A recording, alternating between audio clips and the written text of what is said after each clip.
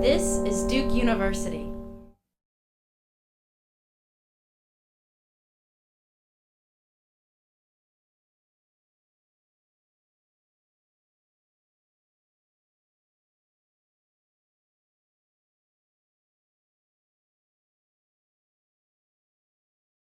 Your personal brand essentially is another name for your reputation. I think sometimes when the phrase personal brand gets thrown around, sometimes people's back gets up a little bit because they say, you know, I don't want a personal brand. I don't want to be branded like a detergent. But the honest truth is we all have a reputation. It's basically what people say about you when you leave the room. And so if you care about your career, if you care about moving forward professionally, I would say that it is worth it to try to figure out what that reputation is. And if it's not what you wish it to be, perhaps to begin to take steps to close that gap.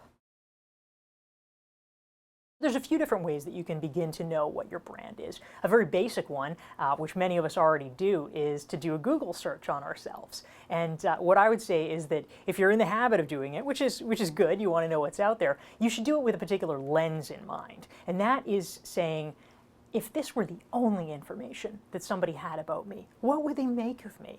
Because ultimately, more and more, you are your Google search. You are your digital footprint. And so seeing what's out there and what information people might be gleaning is valuable. Another crucial way, of course, to find out what your brand is simply by asking other people. I don't mean wantonly, sort of going around and asking everybody, but if you can find some trusted friends and colleagues, and you can almost make it a parlor game. You could say, you know, if you only had 3 words to be able to describe me, what would you say?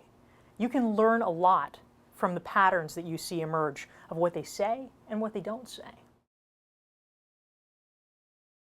One of the interesting things about changing careers mid-career is that, interestingly, the people who are around you may sometimes be your greatest skeptics because they've known you in a certain context. They feel entitled somehow to say, well, do you really know about that? Is that really a good idea? Isn't that risky? And ultimately, those are the people that you need to win over, to get to your side as the support network that you need to move forward. Part of the way that you can begin to do that is to really make a serious effort at demonstrating your expertise. A great option that we have now, thanks to technology and the internet, is blogging or using other forms of social media. If you actually start writing and contributing intelligently on the topic of your new field, and when people say, well, do you really know about this? You can say, well, actually, just last week I wrote a blog post about that. Let me send that over to you. It's a powerful form of demonstration that you are keeping up in your industry, that you know what the key issues are. It's a great way to meet people. You can reach out and interview folks and make connections you might not otherwise be able to, and to show that you are not just following the discourse, but contributing to it.